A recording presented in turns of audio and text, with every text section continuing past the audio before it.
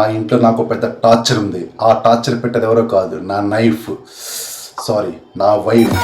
ఉదయం 6 దాటితే అంట్లు తోమాలి, 7 దాటితే ఇల్లు ఉడవాలి, 8 అయితే గ్యాస్ మీద కాఫీ పెట్టాలి, నేను ఫ్రీగా ఉంటే ఆమె కాళ్ళు నొక్కాలి. సొల్యూషన్ కోసం థింక్ చేశాను. మా ఆఫీసులో కొత్తగా చేరాడు ఒక కొలిగ్, వాడి పేరు మహంతి. వాడి నాన్న పెద్ద సిద్ధాంతి, వీడు పెద్ద వాంతి వేదాంతి. ఒకరోజు వాడి ఇంటికి వెళ్ళాను, స్టోరీ మొత్తం చెప్పాను. వాడు 2 కళ్ళు విరిపెక్కాయి. కళ్ళకన్నా గోరింటాకు పెట్టామని అడిగాను. ఇప్పుడు కావాల్సింది గోరింటాకులు కాదు, నీకు విడాకులు అన్నాడు. రైల్వే స్టేషన్లో దొరుకుతాయా అన్నాను, కాదు పోలీస్ స్టేషన్లో దొరుకుతాయి అన్నాడు. రిస్క్ ఏమో అన్నాను, రిస్క్ లేదు రస్క్ లేదన్నాడు. కట్ చేస్తే ఎదురుగా పోలీస్ స్టేషన్లో ఉన్నాము. మాకు ఎదురుగా లేడీస్ పేరు శ్రీదేవి, కోపం వస్తే కాళికాదేవి.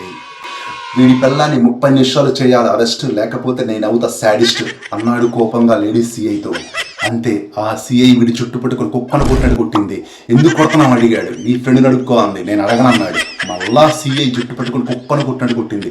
ఎందుకు కొడుతున్నాం అడిగాడు. నీ ఫ్రెండ్ అడుక్కో అంది. నేను అడగనన్నాడు. మళ్ళీ చుట్టుపట్టుకుని కుక్కను కొట్టినట్టు కొట్టింది. ఎందుకు కొడుతున్నాం అడిగాడు. నీ ఫ్రెండ్ అడుక్కో అంది.